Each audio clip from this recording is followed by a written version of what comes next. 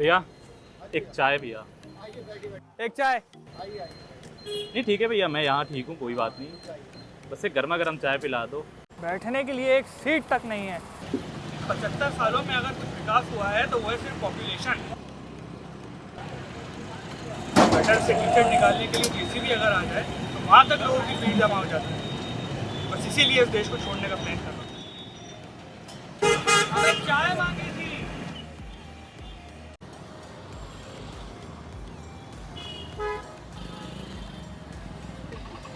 कितने हुए? अरे कितने हुए?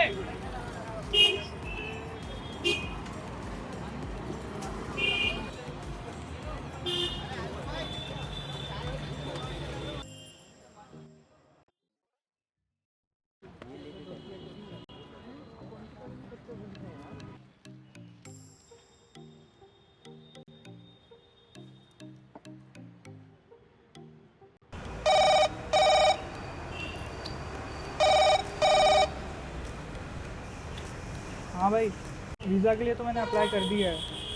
मैं तो जा रहा हूँ यार ये देश छोड़ के। हाँ यार, यूपीएससी की ट्रेन छूट गई यार मेरी। लास्ट अटेम्प्ट था मेरा। एक तो वैसे ही देश में कोई टैलेंट की कदर नहीं है, ऊपर से सिस्टम इतना बकवास है। ट्रेन ही नहीं पहुंची टाइम पर।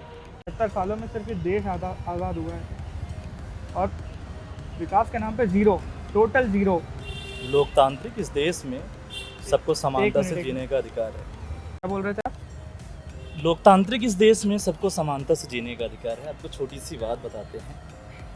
क्या कह रहे थे अभी आप? देश का विकास जीरो है। अभी हमने आपको देखा चाय की टपरी पे आप ही थे और वहाँ पे आपने यूपीआई के माध्यम से अपना पेमेंट किया था। जहाँ तक हम जानते हैं आपके बारे में, जो हमने वहाँ पे देखा, आपके पास बैलेंस नहीं था और आपने यूपीआई से पेमेंट किया था, डिजिटल पेमेंट। आपको पता है डिजिटल पेमेंट का आविष्कार हमारे भारत में, और यह विदेशों तक के लिए जाने के लिए तैयार है। विदेशों में इसकी डिमांड है।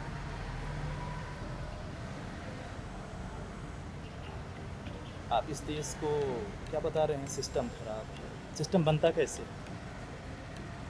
हमसे, आपसे या किसी और से? आज़ादी के पहले देश के बारे में क्या जानते हैं आप? अच्छा, हमने ये चीज़ें आपकी वहाँ पे ही हमने कहा चलिए ठीक है, इंसान के साथ सबके साथ तकलीफ़ होती है, लेकिन इस तकलीफ़ का मतलब यह नहीं है कि आप किसी भी सिस्टम पे, आप इस लोकतंत्र पर, संविधान पर, इस पर सवाल उठाएं। खैर, आपको क्या, आप तो काफ़ी नकारात्मक सोचते हैं इस देश के बारे में। वैसे भी अल्पज्ञता ही अज्ञानता का प्रतीक है। एक्सक्यूज मी सर, आप यहाँ पे राइट्स की बात करते हैं? Seriously rights? You know what sir, I tell you the truth about this nation. 10th class तक रट्टा मार मार के 12th तक पहुँचा।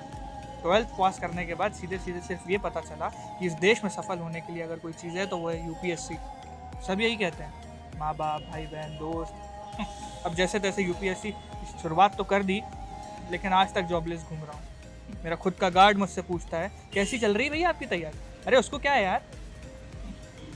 You know what sir, I didn't choose this UPSC life, neither this UPSC life has chosen me. It was just shoved down by throat by my teachers while my hands were tied to my back and my parents and friends just watched in silence.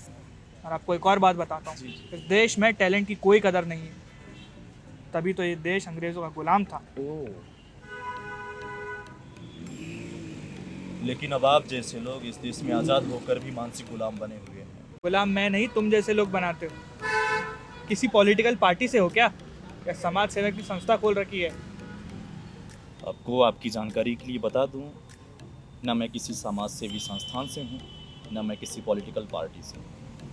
मैं इस देश के गौरव, संस्कृति और सभ्यता पर यकीन रखता हूं और इसकी जानकारी रखता हूं।